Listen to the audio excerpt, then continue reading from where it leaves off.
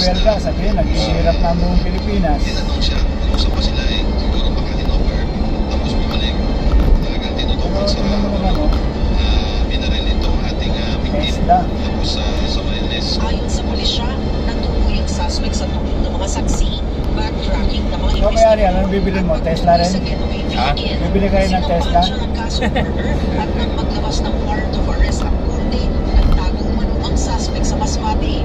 Pero nang makatanggap ng impormasyon ng mga pulis na babalik siya sa Nabotas, agad silang nagkasa ng operasyon. Wala totoo na Sa kanya, naghihirap ang binayaran daw siya. And Kwento lang pala yun. based sa aming report, Mga naghihirap pala talaga, yung mga tamad.